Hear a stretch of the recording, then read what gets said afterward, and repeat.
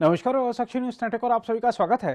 प्रधानमंत्री नरेंद्र मोदी ने G7 शिखर सम्मेलन को संबोधित करते हुए दुनिया से एक समावेशी खाद्य प्रणाली बनाने का आह्वान किया, जो दुनिया के सबसे कमजोर लोगों पर ध्यान केंद्रित करे और उर्वरक संसाधनों पर कब्जा करने वाली विस्तारवादी मानसिकता पर रोक लगाए।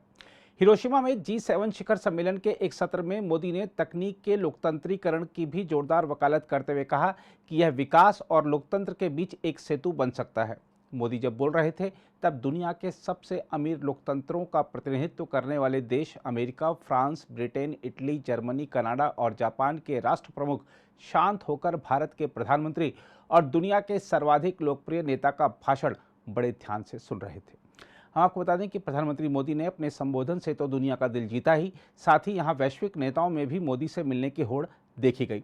इस शिखर सम्मेलन से इतर प्रधानमंत्री ने कई द्विपक्षीय मुलाकातें भी की। इस दौरान विभिन्न देशों के साथ भारत के अहम समझौते भी हुए।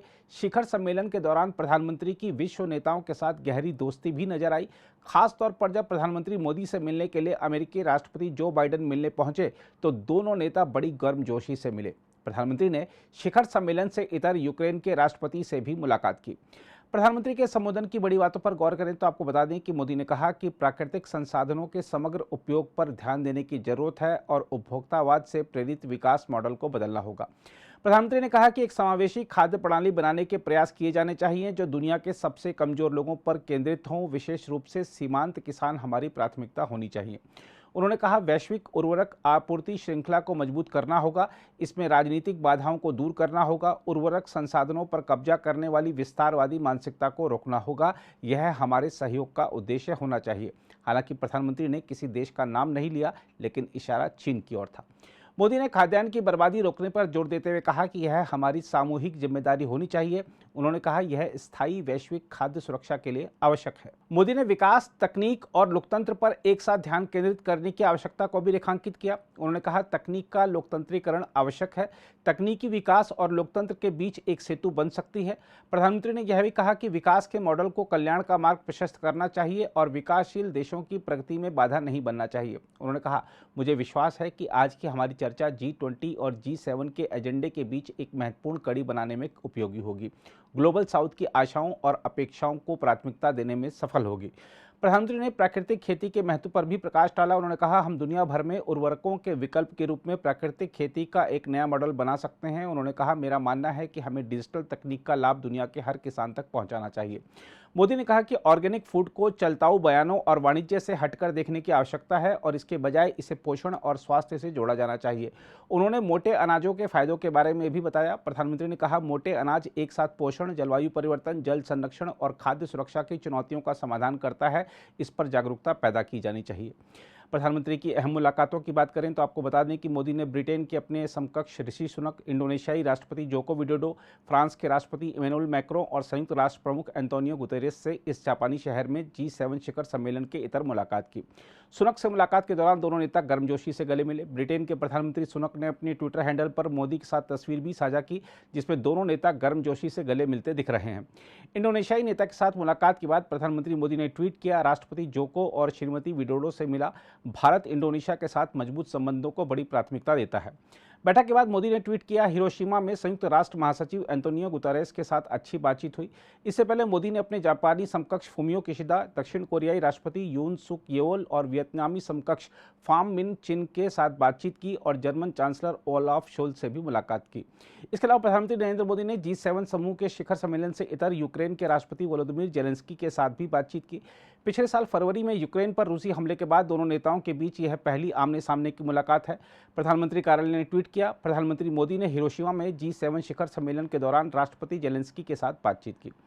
प्रधानमंत्री नरेंद्र मोदी की द्विपक्षीय मुलाकातों की बात करें तो आपको बता दें कि उन्होंने दक्षिण कोरिया के राष्ट्रपति यून सुक येओल के साथ सार्थक द्विपक्षीय वार्ता की। इस दौरान दोनों नेता व्यापार और निवेश, सूचना तकनीकी, हार्डवेयर निर्माण तथा रक्षा जैसे क्षेत्रों में संबंध गहरे करने पर सहमत हुए तथा उन्होंने द्विपक्षीय संबंधों को और मजबूत करने को लेकर भी अपनी प्रतिबद्धता दोहराई।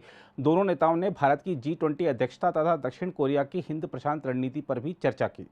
इसके अलावा प्रधानमंत्री नरेंद्र मोदी ने जर्मनी के चांसलर ओलाफ शोल्ज के साथ बैठक की, जिसमें दोनों नेताओं ने द्विपक्षीय संबंधों में प्रगति की समीक्षा की और क्षेत्रीय घटनाक्रम और वैश्विक चुनौतियों पर विचारों का आदान प्रदान किया।